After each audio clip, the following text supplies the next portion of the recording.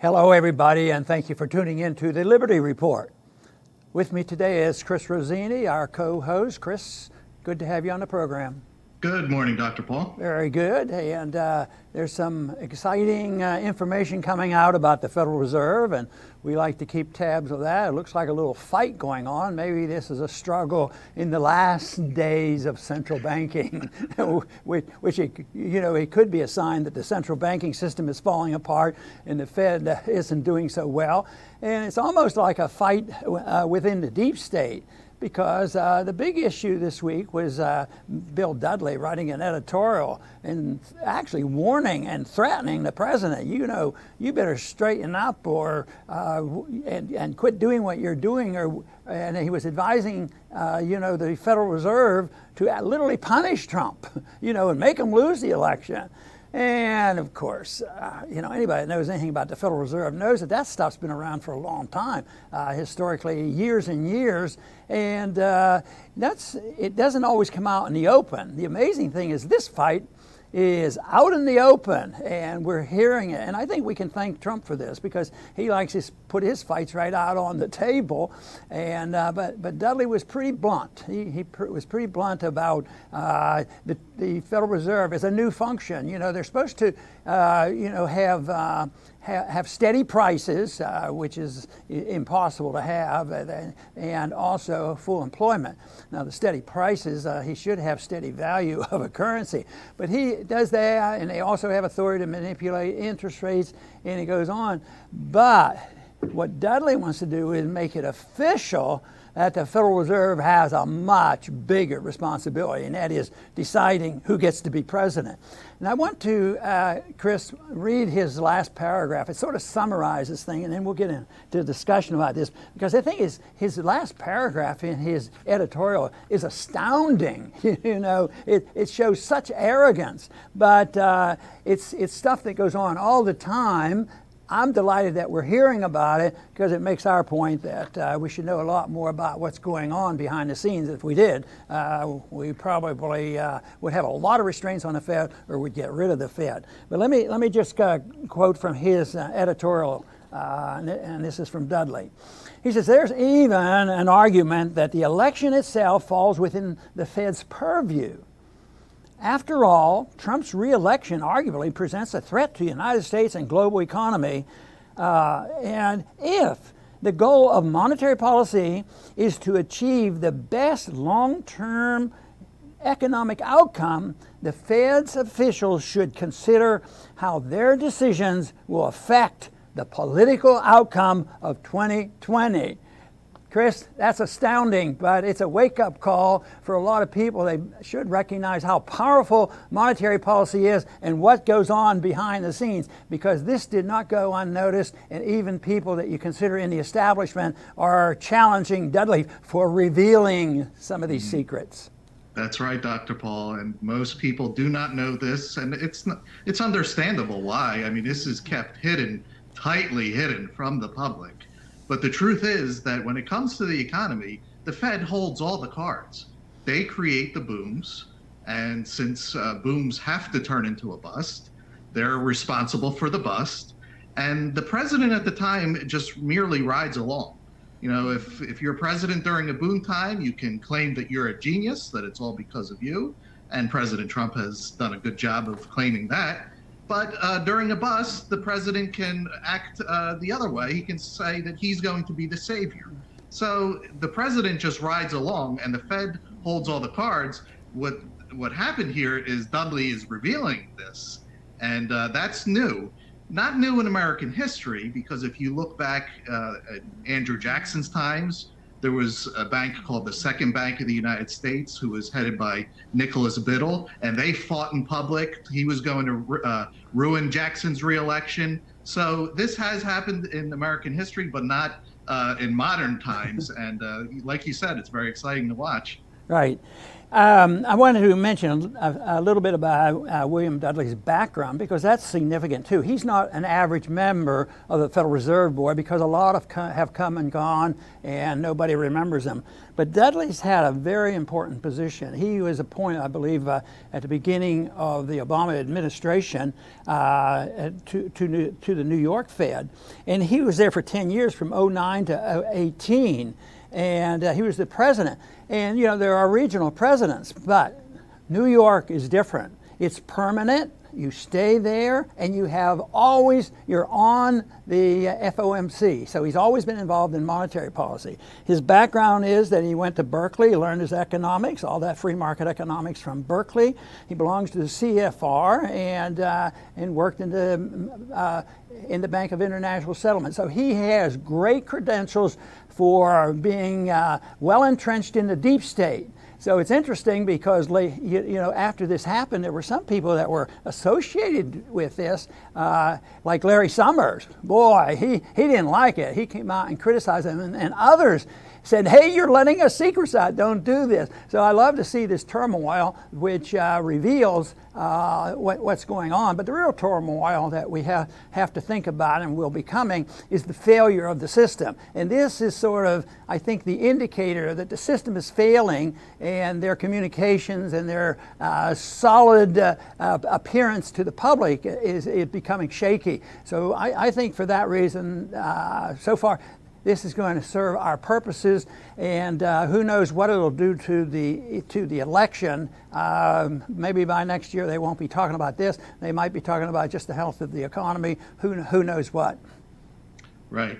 And this is a bureaucratic fight between the president and probably the most powerful bureaucracy in the world, the Fed. But when these things happen, and this is no different, you tend to fail to see the big picture. When Democrats say, let's say, income tax should be 75%, and the Republicans will come back and say, no, you socialists, it shouldn't be 75. We want limited government. It should be 74. And then people fight over income tax of 74 versus 75. When the critical thing is there should be no income tax whatsoever. So what we have today is, we're picking on the Fed, but the president wants to manipulate interest rates for himself so that he can be reelected. So it's not like Dudley is wrong and Trump is right. They're both wrong. And so we have to keep an eye on the big picture, that there should be no one manipulating interest rates whatsoever. And that's right, and that's when I'm asked the question, what would you do? What would you do with the money supply? What would you do with interest rates? Is that I'm not going to tell you what I think should be done for the reasons you just gave, because nobody can know this. And it's the rejection of the market that is so dangerous, because, socialism happens when you reject the pricing structure in the general market, and everything is decided by bureaucrats, and the economy just locks down and doesn't function anymore. So we don't have that. We still have a lot of pricing going on, although they're rigged in many ways, and subsidies to some but not to others. It's a mess. It's corporatism, but it's not socialism. The prices aren't fixed except in money, because we have a secret organization, and we don't know what they do, and they set the price of money, and that's why you have bubbles, and that's why we're in the situation we have now, because as the bubbles go on, you need more and more stimulus, lower and lower interest rate. We're down to zero. Where are we going to go? And that's why I believe they're in a real dilemma. So I think that they're getting concerned. We already have a senator, Thomas Tillis, who wants to have a hearing on this and sort this out. But it sounded to me, from the little bit I read about it, he wants to make sure that the Fed stays independent. Well, I wanted to have a lot of hearings and exposures, but I didn't want it, because the word independent sounds wonderful. Who wouldn't argue for the fact that if you're going to have people doing these very important things and making these announcements that can change a market within split seconds, if that is just so powerful, so you should have independence, you shouldn't have political influence. But that is all just fake, because there's a lot of influence. But the way I handle that, as I've talked about this over the years and talked about auditing the Fed and why we should get rid of the Fed, is when they say independence, What they're talking about is secrecy. They want to do what they're doing and say, boy, we're doing this because we're independent and we're separate from political influence. And Chris, you gave some history. It's been going on for a long time, and most of the time it's never discovered. And yeah, what they're looking for is secrecy. And certainly when the money is passed out to the tune of trillions of dollars, there's a lot of secrecy. And you know, it's another thing too, just constitutionally, the whole idea that the Fed can create money and then distribute it, not $1 million here and there, not $1 billion here and there, to the tunes of tens, if not 20s, $trillion at a time, and it's in total secret. So this violates all sense of what the Constitution was all about, that all appropriations and spending would go through the Congress. But it goes by, and nobody pays much attention to it.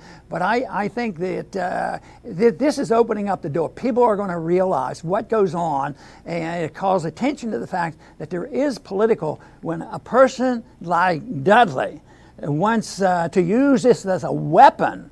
I think it's great that we know about it, but it's also revealing what's been going on for a long time. And most of the time, though, they come to sort of private understandings. Feds are resistant and they complain, but they know their job depends on the president, and they capitulate. I guess things haven't gone as smoothly as they thought, so somebody like Dudley has to speak up, but he wants to speak up, you know, to win his position and destroy Trump.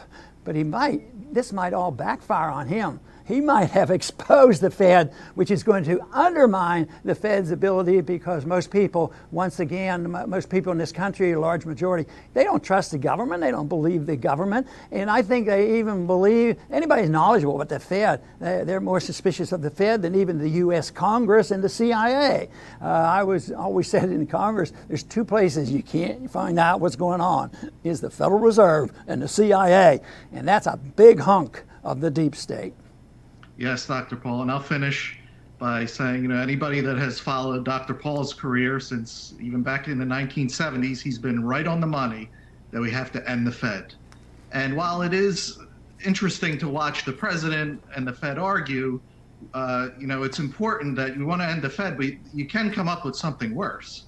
So people have to understand sound money. I mean, can you imagine an Elizabeth Warren or a Bernie Sanders with control over the printing press? They'll destroy the money faster than we could imagine. So we need to not only end the Fed, but get money separated from government, like we separated church and state. The government has no business telling us what money is any more than they have telling us what shoes to buy, what phones to use. It's not their role to say what money is. So they have to get rid of all legal tender laws and allow the market, as it has always done, to choose money. And the market has, for thousands of years, chosen gold, silver, other commodities. What the market would choose is anybody's guess. But the government doesn't want that. They want control. And, you know, that has to come to an end. And they're bringing it about themselves. No, and I think many people are starting to realize that things are fragile. People are looking for alternatives. There's other countries that are banding together as a reaction to our policies and thinking about the next reserve currency of the world. People know that they have to make plans for the future. And right now, I think the dollar is definitely under attack long term in the years to come. That the sentiment is that they're tired of us pushing people around with our foreign policy and sanctions and tariffs and all these things.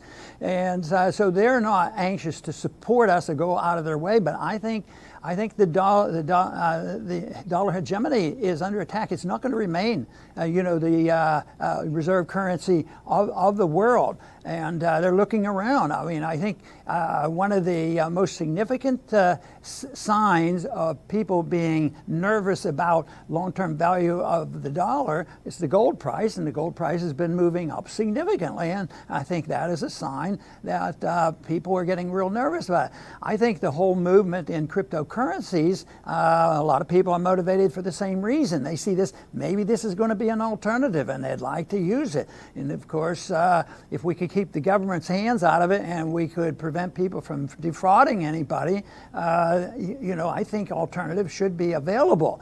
But Chris's point is correct. Historically, the free market has generally picked the metals, but this is something that's up for grabs. But we won't reach this alternative. They're never going to plan the end of the dollar. They're going to always argue the case that, well, if low interest rates have worked for decades now, just lower and lower, that if we get down to zero, we'll just go below zero. And that does raise a few questions. I mean, how do you even do your calculations, economic calculations with -1 or -4 rates of interest? You have to pay that much to put your money in the bank. I think the system would seize up. I don't think that would happen. And just what people will do, which is the important thing, what are they going to do? Are they all going to go out and buy gold and silver and trade in some other commodity, or what? But they're not going to depend, on a system that bases the estimate of the value of a currency in a negative rate, because it makes no sense. So we live in very interesting times. They're very exciting. Anybody interested in monetary policy would find this fascinating. I think what Dudley has done is really long-term a service to us to tell us what's going on. And I think some people will be adjusting, even though in a week or two this might settle down. Maybe somebody doesn't really care about it anymore. But I think this is a revolution for us. It tells us where we stand on central banking, and it's a sign that in the not too distant future, we're going to have major monetary reform in this country. So stay tuned. We will continue to talk about this because of the importance of the issue. There is a need for this to continue, mainly to accommodate the deficits, and we know the deficits are exploding. Everybody knows this, but just think, nobody talks about it. They talk about the Fed and all, but they never tie it together and say, how are we going to deal with this with an exploding deficit? What if, whoever believed that we'd run annual deficits of $1 trillion a year? What happens if they're $3 or $4 trillion a year and you don't have a printing press machine? And even if you do have a printing press machine, what if the people didn't trust the money? So that's why people have to wake up and ask the question, in a free society, what kind of a government should we have? What should the role of government be? The founders asked that question, and they gave us a strong hint, and they wrote a constitution. Well, right now, when you listen to some of the people coming out of Congress and Washington, the Federal Reserve, the role of government is not well defined, and it's never really emphasized. The role of government ought to be for the protection of liberty. Shouldn't be any more complex than that, and providing for defense of our country. I want to thank everybody for tuning in today to the Liberty Report. Come back soon.